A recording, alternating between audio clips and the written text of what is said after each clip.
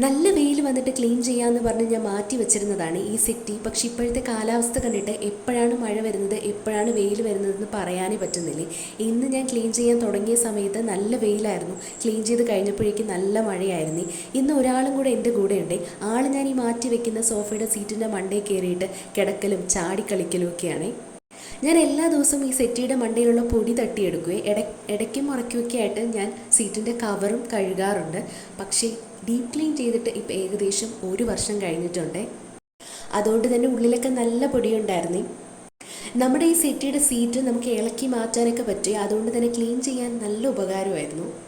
സെറ്റിയൊക്കെ ഒന്ന് നീക്കിയിട്ട് അവിടെ നിന്ന് അടിച്ചു വാരി തുടച്ചുകൂടെ ഇട്ടേ. മഴ വന്നിട്ട് ക്ലീൻ ചെയ്യാമെന്ന് പറഞ്ഞ് ഞാൻ മാറ്റിയിടാനുള്ള കാര്യം തന്നെ ഈ സീറ്റൊക്കെ ഒന്ന് വെയിലത്തിട്ട് ഉണക്കാൻ വേണ്ടിയിട്ടായിരുന്നു. പക്ഷെ അതെന്തായാലും നടന്നിട്ടില്ല. കാര്യം ഈ ക്ലീൻ ചെയ്തുകൊണ്ടിരുന്ന സമയത്ത് തന്നെ നല്ല പെരുമഴയായിരുന്നു. ഇന്ന് എന്നെ സഹായിക്കാൻ വേണ്ടിയിട്ട് എൻ്റെ മോളും കൂടെ കൂടിയിട്ടുണ്ട്. ഞാൻ തൂക്കുന്ന കണ്ടിട്ട് ആളുടെ ഒരു തുറപ്പയും കൂടെ എടുത്ത് തൂക്കാനായിട്ട് എന്നെ സഹായിക്കാനായിട്ട് ഇറങ്ങിയിട്ടുണ്ട്. അങ്ങനെ കഴിഞ്ഞ ദിവസം ഞാൻ പറഞ്ഞില്ലേ നമ്മുടെ സ്റ്റോർ റൂം ഏരിയ നമ്മൾ ക്ലീൻ ചെയ്യുന്ന കാര്യം. അപ്പോൾ അവിടെ ജസ്റ്റ് ഒന്ന് അടുക്കി ഒതുക്കി വെക്കാമെന്ന് വിചാരിച്ച്. ഫുള്ളായിട്ട് ചെയ്യാൻ പറ്റിയില്ല, കുറച്ച് മാത്രമേ ഞാൻ ക്ലീൻ ചെയ്തുള്ളൂ. അപ്പോൾ നല്ല മഴയായിരുന്നു എന്ന് പറഞ്ഞില്ലേ, നല്ല പെരുമഴയായിരുന്നു. അപ്പോൾ അതിൻ്റെ ഇടയ്ക്ക് കൂടിയിട്ട് എവിടെന്നോ കുറച്ച് കുങ്കുമം എടുത്തിട്ട് എൻ്റെ മോൾ എൻ്റെ നെറ്റിയിൽ കൊണ്ടിട്ടിട്ടുണ്ടായിരുന്നു. എനിക്ക് ഒട്ടും ഇഷ്ടമില്ലാത്തൊരു കാര്യമാണ് ഈ ഫ്രിഡ്ജ് ക്ലീനിങ് എന്ന് പറയുന്നത്.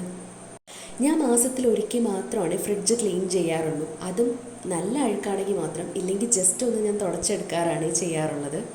ഫ്രിഡ്ജിൽ ഒരു സാധനങ്ങളും ഇല്ലാതിരിക്കുന്ന സമയത്താണ് എനിക്ക് ക്ലീൻ ചെയ്യാനായിട്ട് ഏറ്റവും ഇഷ്ടം. കാര്യം അധികം പണി കാണൂലല്ലോ. വാങ്ങിയ മലക്കറിയൊക്കെ ഏകദേശം തീർന്നിട്ടുണ്ടായിരുന്നു. ഞാൻ പിന്നെ പറഞ്ഞു വിട്ടില്ല. കാര്യം നമുക്ക് ഫ്രിഡ്ജൊന്ന് വൃത്തിയാക്കിയിട്ട് പറഞ്ഞു വിടാമെന്ന് വിചാരിച്ചിട്ടാണ് ഞാനിരുന്നത്. ഞാൻ എപ്പോഴും അറേഞ്ച് ചെയ്ത് വെക്കുന്നത് പച്ചമുളകും തക്കാളി ഇഞ്ചി അങ്ങനെയുള്ള സാധനങ്ങൾ ഒരു ബോക്സിനകത്ത് ഇട്ട് വെക്കും. പിന്നെ ബാക്കി വെണ്ടയ്ക്ക ചീനിയാമരയ്ക്ക അങ്ങനെയൊക്കെ വരുന്ന സെപ്പറേറ്റ് കവറിനകത്താക്കി മൊത്തത്തിലാക്കി വെക്കും. അപ്പോൾ എടുക്കാനും എളുപ്പമാണ്, അധികം പെട്ടെന്ന് കേടാവാതെ ഇരുന്നോളുവേ. അപ്പോൾ ഇപ്രാവശ്യം ബാക്കി വന്നത് കുറച്ച് പച്ചമുളക് മാത്രമാണ്. ബാക്കിയുള്ള ഏകദേശം എല്ലാ സാധനങ്ങളും തീർന്നിട്ടുണ്ടായിരുന്നു. പിന്നെ കരിവേപ്പില നമ്മളിവിടെ കൂടുതൽ ഉപയോഗിക്കുന്നത് നാടൻ കരിവേപ്പിലയാണ്. അതുകൊണ്ട് തന്നെ എപ്പോഴും ഇവിടെ സ്റ്റോക്ക് കാണാറുമുണ്ട്. നമ്മുടെ ഇവിടെ മുറ്റത്ത് തന്നെ ഒരു കരിവേപ്പിലയുടെ ചെടിയുണ്ട്. അപ്പോൾ അത്യാവശ്യത്തിന് പെട്ടെന്ന് തീർന്നു പോകുമ്പോൾ ഞാൻ അവിടെ നിന്നാണ് പറിച്ചുകൊണ്ട് വരാറുള്ളത്, കറിയിലൊക്കെ ഇടാൻ വേണ്ടിയിട്ട്. അങ്ങനെ ഫ്രിഡ്ജൊക്കെ വൃത്തിയാക്കിയിട്ട് അടുത്ത അടുക്കളയും കൂടി ഒന്ന് ഒതുക്കിയിടുകയാണ്. പിന്നെ വീടും ഒന്ന് അടിച്ചു വാരിയിട്ടപ്പോൾ നമ്മളെ പണി കഴിഞ്ഞിട്ടുണ്ട്.